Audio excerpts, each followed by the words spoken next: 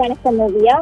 குறிப்பாக இந்தியாவில் 80வது சுதந்திர தின விழா வரும் ஆகஸ்ட் 15ஆம் தேதி நாடு முழுவதும் கோலாகலமாக கொண்டாடப்பட உள்ளது. இதையொட்டி சென்னை புனித ஜார்ஜ் கோட்டையில் நடைபெற உள்ள அரசு சுதந்திர விழாவுக்கான 2ஆம் நாள் அணிவகுப்பு ஒத்திகை இன்று நடைபெற்று வருகிறது.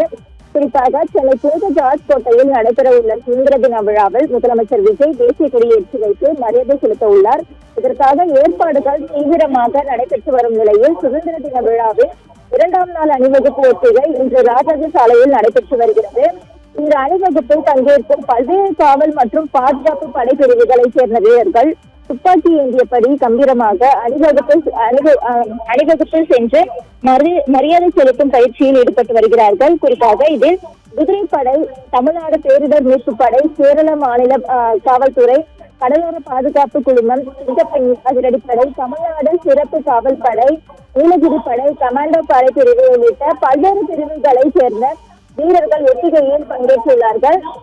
குறிப்பாக அணிவகுப்பில் ஒழுங்கு நடைவேகம், படைப்பிரிவுகளின் ஒருங்கிணைப்பு மற்றும் விழா மேடைக்கு மரியாதை செலுத்தும் நடைமுறைகள் என அனைத்து அம்சங்களும் ஒத்திகையில் தீவிரமாக பயிற்சி செய்து தற்பொழுது ஈடுபட்டு வருகிறார்கள். குறிப்பாக இன்றைய தினம் 2ஆம் நாள் ஒத்திகை தொடர்ந்து வரும் 13ஆம் தேதி இறுதிக்கட்ட அணிவகுப்பு ஒத்திகையானது நடைபெற உள்ளது.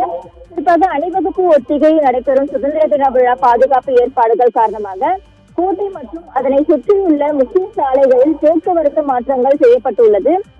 அதன்படி ஒத்திகை நடைபெறும் நாட்களில் காலை 6 மணி முதல் ஒத்திகை நிறைவடையும் வரை மெரினா மற்றும் கோட்டை பகுதிகளில் சிறப்பு போக்குவரத்து ஏற்பாடுகள் அமலில் இருக்கும் எனவும் தெரிவிக்கப்பட்டுள்ளது.